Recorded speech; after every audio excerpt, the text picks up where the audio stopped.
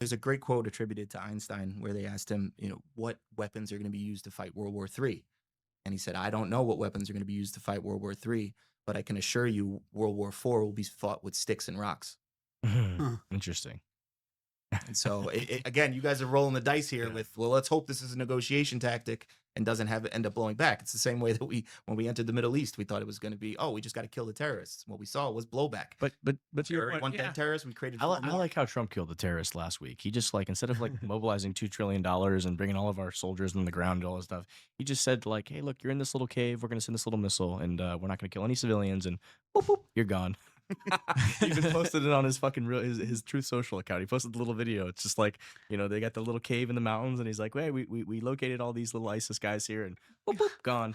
It was like when he walked into that negotiation with the Taliban guy. It was like he shows him a picture of his house. I mean, that's fucking savage. I don't care what political beliefs are. That's fucking savage. Well, dude, there's we talked about it a little bit last time, but maybe counterpoint to how can you control the breaking point? You can control the breaking point by continuing to have transparent dialogue with those who you're, kind of trying to nuke metaphorically. So even if you look at it with our friends, Mexico and Canada, right? We came out and we, bashed the stick, and then we said, okay, let's talk about it. Right. And if you put that on a larger scale, Trump has shown that he's willing to talk to North Korea, that he's willing to negotiate. And when is it bad to have dialogue? I right. Totally and if you're having dialogue, you're less likely over enough, statistical runs of this to hit that fourth turning. So if Trump, people, go on Trump, your boys with Putin, your boy, dude, we want to talk to these people because we're talking doesn't mean they're necessarily best friends. And let's have dialogue. There's millions of lives on the line. Look at the United Kingdom and France. Historically, they've been at each other's throats for many years, and they've been best friends. They've been at each other's throats. Dialogue keeps it going. So you can apply a lot of pressure so long as you're willing to come to the table and not stonewall it. It's like sending emails. Sometimes you pick up the phone and you just have a conversation. You're I'm negotiating something, and maybe that came off a little rough. We did this recently, actually. We said, let's just fucking pick up the phone and have a call.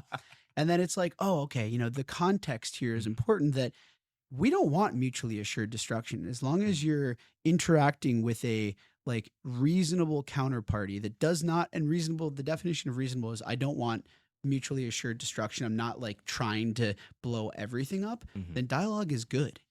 I agree. So I think it's a control mechanism that we have in using tariffs, for example, as a weapon of sorts. As somebody who has a brother in the SEAL teams, those guys are ready to roll. And I, coming from my lawyer background, I always try to negotiate first. And so exhaust all negotiations is my name of the game.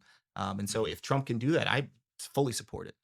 I mean, history seems to show us that what he just did has worked, at least for now. I mean, these three situations with Colombia and the other, they didn't want to take their drug dealers back or whatever it was, or their murderers back on the plane. And how does we'll send our plane to pick them up? He said, and he said, okay, yeah, let him in. Yeah, we'll take him back now. Yeah, you know what? We're gonna send our own plane to pick him up. Carrot and the stick. Yeah, it's you use the stick, and then you but maybe there is a way to get an outcome that is better for both sides, right? From a lot of this, I know it's Trump's kind of getting his way right now with certain things, where it's hey, they are folding and doing what he wants, but maybe there's a way where it's hey, maybe we're doing something that you don't like, hey, we can fix that. Maybe you got a big old tax on our maple syrup up in Canada. Why don't you knock that tariff down a bit, and we'll knock our other tariffs down? And you know what Canada has a ton of? Natural resources, right? There's middle ground right there.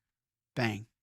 You can find this stuff through dialogue. It's just trading. Everybody has something that somebody else wants, and if you talk through it, you can get there. Free trade. Yeah, I like that. Touche. All right.